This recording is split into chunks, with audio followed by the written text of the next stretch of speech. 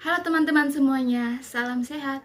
Jadi perkenalkan, nama saya Karen Mawarsyarana Munifu, mahasiswi semester 2 dari Prodi Ilmu Kesehatan Masyarakat, Fakultas Kesehatan Masyarakat, Universitas Nusa Cendana.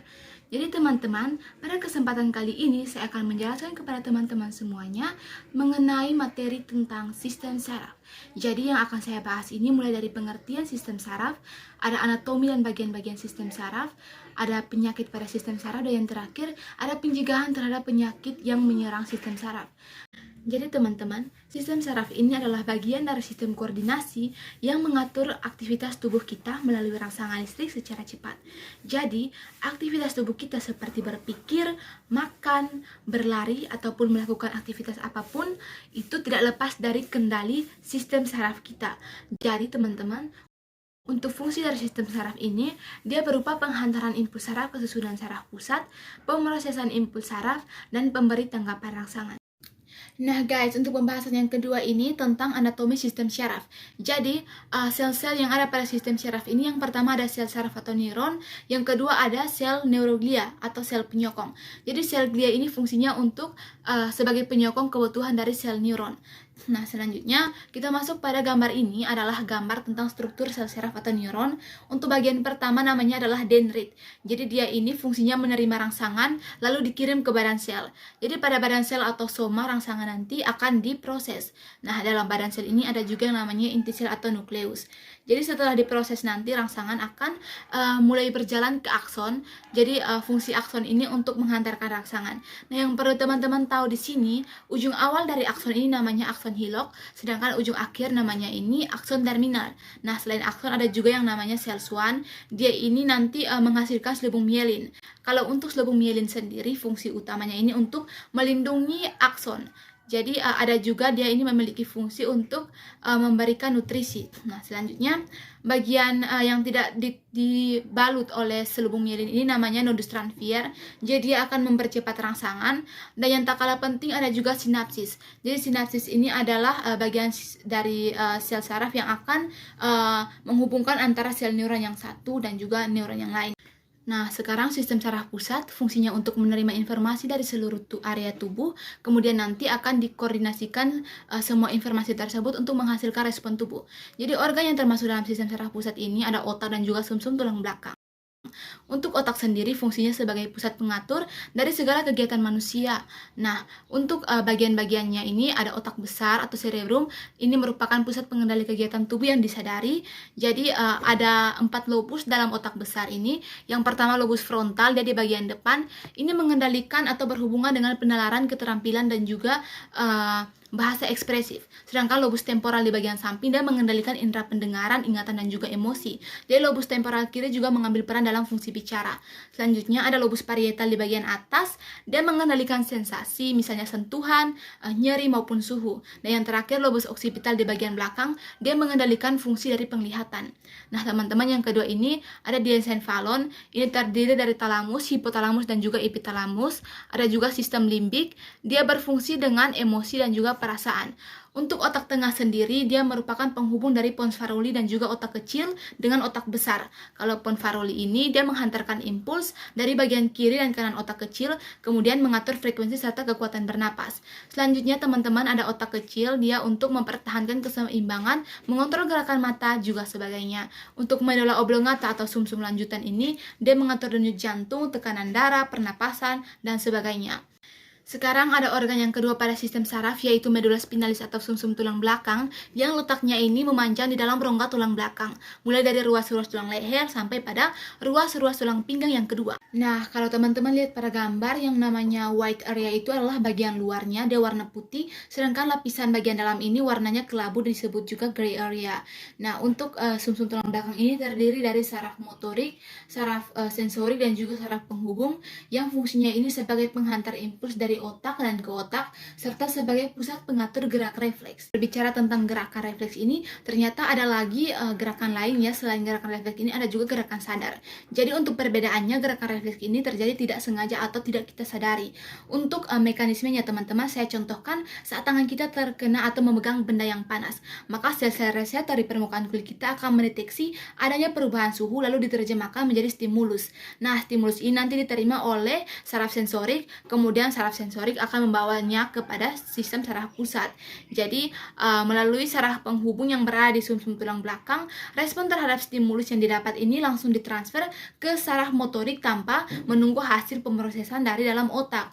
Jadi, sinyal respon tersebut dibawa oleh saraf motorik menuju ke efektor organ. Nah, pada kasus ini, efektor organ ini adalah beberapa jaringan otot yang sama, sehingga nanti otot tersebut bergerak cepat untuk menjauhi benda panas yang kita sentuh.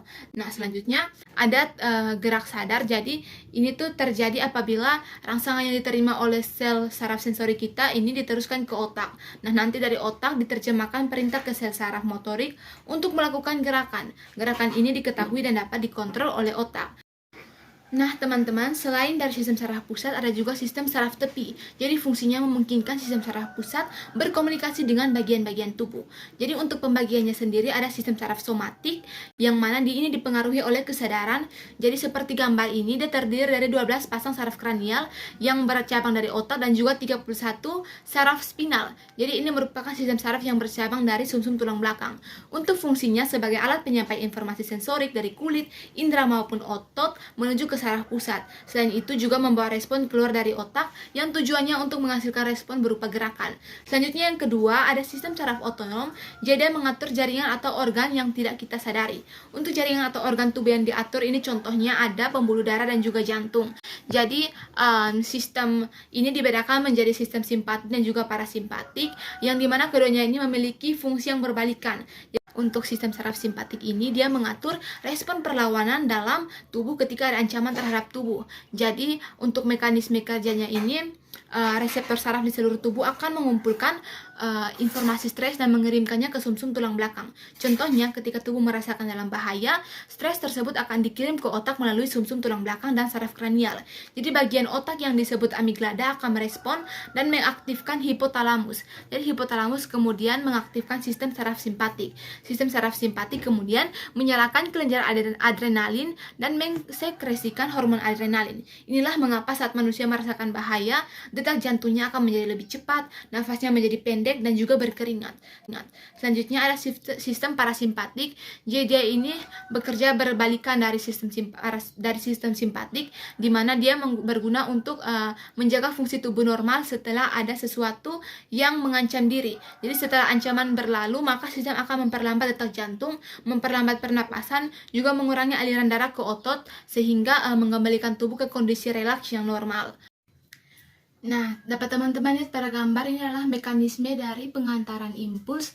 Jadi, pengantaran impuls ini terjadi secara konduksi yang melibatkan pompa ion Na+ dan K+. Jadi, mekanismenya ini seperti berikut ini. Yang pertama adalah tahap polarisasi atau istirahat. Jadi, pada tahap ini neuron tidak menghantarkan impuls sehingga saluran ion Na+ dan K+ nanti tertutup. Jadi, bagian luar nanti bermuatan positif sedangkan bagian dalamnya bermuatan negatif. Nah, yang kedua adalah tahap depolarisasi. Jadi pada tahap ini neuron sedang dilalui oleh impuls. Jadi saluran ion Na+ nanti terbuka, akibatnya ion Na+ nanti masuk ke dalam sel. Sedangkan muatan listrik nanti di bagian luarnya bermuatan negatif, nah di dalamnya bermuatan positif. Yang ketiga adalah tahap repolarisasi. Jadi tahapan ini terjadi saat neuron sudah dilalui oleh impuls. Jadi hal ini mengakibatkan saluran Na+ tertutup dan tidak aktif. Sementara itu saluran K+ nanti terbuka sehingga ion K+ akan keluar. Nah, jadi teman-teman, sekarang kita sudah masuk pada pembahasan yang ketiga tentang penyakit-penyakit pada sistem syaraf. Jadi, ada lebih dari 600 penyakit yang menyerang sistem syaraf manusia. Tapi kali ini kita membahas beberapa saja yang umum, seperti stroke. Jadi, stroke ini kondisi yang terjadi ketika suplai darah ke bagian otak kita terganggu atau berkurang. Jadi, nanti jaringan otak tidak mendapatkan oksigen dan nutrisi yang cukup. Yang kedua ada Alzheimer. Jadi, penyakit ini merupakan penyebab umum dari demensia yang dapat mempengaruhi ingatan, pemikiran dan juga perilaku dari penderita. Ada juga Parkinson. Untuk selanjutnya ada epilepsi. Jadi ini kondisi yang ditandai dengan kejang atau kejang yang berulang atau kekambuhan. Selanjutnya ada Bell's palsy. Ini seperti gambarnya, dia terjadi lumpuh pada sebagian wajah kita atau satu sisi wajah kita. Ada juga neuropathy perifer dan juga tumor otak. Tumor otak ini gumpalan sel abnormal yang tumbuh di otak, bisa jinak, bisa juga ganas, yang disebut kanker otak. Nah, sekarang kita sudah ada pada pembahasan yang terakhir tentang pencegahannya. Jadi dapat dilakukan dengan olahraga teratur, misalnya kita berjalan atau jenis olahraga untuk kesehatan otak. Dengan berhenti merokok juga merupakan langkah pencegahan, ada istirahat yang cukup. Selanjutnya menangani kondisi kesehatan yang dapat menurunkan fungsi sistem saraf, misalnya diabetes atau tekanan darah tinggi. Menerapkan pola makan yang sehat dengan mengurangi lemak serta memperbanyak asupan vitamin B6, B12 dan juga folat. Minum banyak air putih, menghindari konsumsi narkoba. Terus konsumsi obat-obatan harus sesuai dengan dosis dari dokter. Dan terakhir, lakukan perlindungan diri untuk menjaga cedera. Jadi sekian hasil pembahasan saya mengenai sistem syaraf. Saya harap bisa bermanfaat bagi kita semua. Jadi baik, Tuhan memberkati kita semua. Sampai jumpa.